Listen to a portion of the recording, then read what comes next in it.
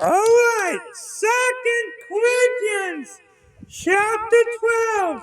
2 Corinthians chapter 12. Only one more chapter after this, and then we will be starting on a new book. I'll have to check what that book is, but I believe it will be Romans. Alright, with that stated, let's begin. Chapter 12 of 2 Corinthians, verse by verse.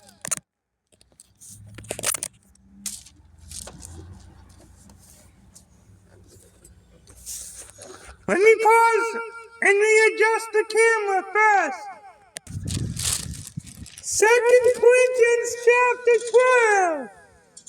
12. Excuse me. 2 Corinthians chapter 12, verse by verse, beginning in verse 1. But before we do, let me again state, this chapter is really a continuation of the thought that ended chapter 11. With that stated, let's get started in chapter 12 of 2 Corinthians. It is not exceedingly for me, doubtless to glory. I will come to visions and revelations of the Lord. Verse 2, I knew a man in Christ above 14 years ago, whether in the body I cannot tell, or whether out of the body I cannot tell, God knoweth. Such a one caught up to the third heaven, and I knew such a man, whether in the body or out of the body I cannot tell, God knoweth, how that he was caught up into paradise, and heard unspeakable words, not lawful for a man to utter.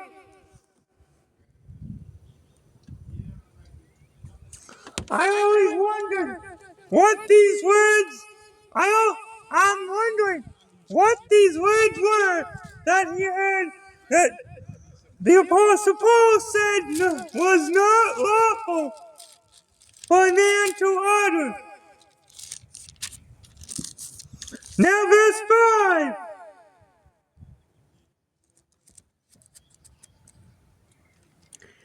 For of such a one I will glory, yet of myself I will not glory, but in my infirmities. 6. For though I would desire to glory, I shall not be a fool, for I will say the truth. But now I forbear, lest any man should think of me above that which he seeth me to be, or that he heareth of me. 7. And lest I should be exalted above measure through the abundance of the revelations that were given to me, a thorn in the flesh, the messenger of Satan to buffet me, lest I should be exalted above measure. Who is Satan? Well, the Bible calls him the God of this world with a little g. The Bible also has other names for him, like the serpent.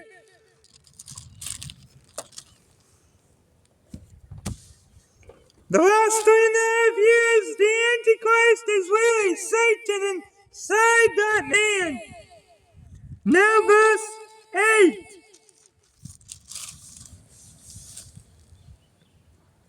For this thing I besought the Lord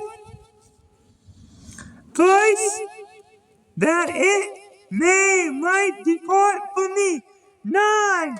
And he said unto me, My grace is sufficient for thee, for my strength is made perfect in weakness. Most gladly, therefore, will I rather glory in my infirmities, that the power of Christ may rest upon me. 10. Therefore I take pleasure in infirmities and reproaches and necessities and persecutions and distress for Christ's sake, for when I am weak, then am I strong. 11. To this day, I don't know how the Apostle Paul could say that, because I don't like it when I'm sick or weak. But if we go through the persecution with the right attitude, God can use us for good on the other side. Don't be like the Jews were, because you might get another 40 years of the same suffering.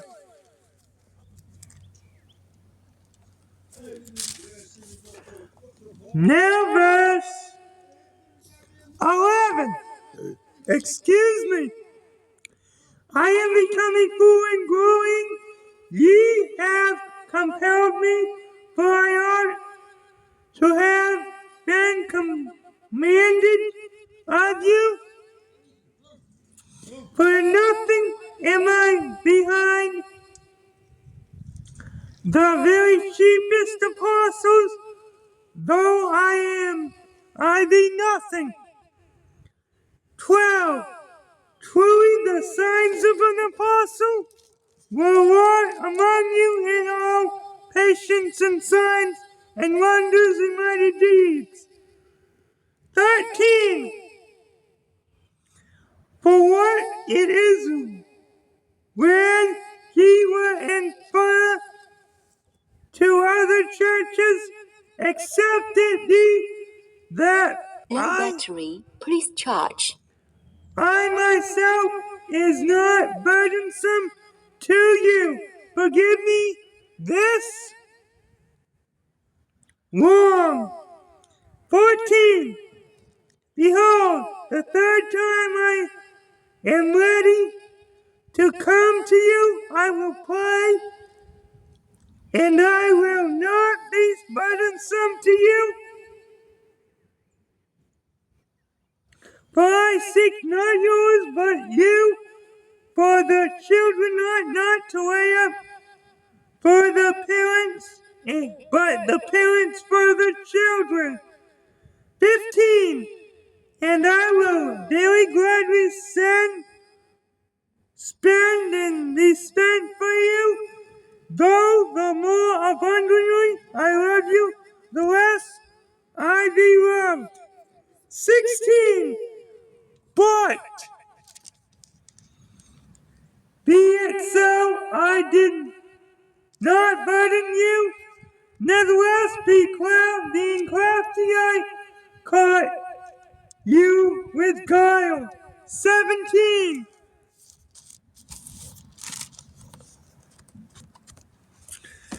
Did I not make a gain of you by any of them whom I sent unto you? 18. I desire Titus, and with him I sent a brother. Did Titus make a gain of you? Walk we not in the same spirit? Walk we not in the same steps? 19. Again, think ye that we excuse ourselves unto you? we speak before God in Christ, but we do all things, dearly beloved, for your edifying. 20. For I fear lest when I come, I shall not find you such as I would, and that I shall be found unto you such as ye would not, lest there be debates, envyings, wrath, scribes, backbitings, whisperings, swellings, torments. 21. And rest, when I come again, my God will humble me among you, and that I shall bewail many which have sinned already, and have not repented of the uncleanness and fornication and lasciviousness which they have committed. All right, chapter 13 coming up. Lord willing. See you next time. God bless. Bye-bye.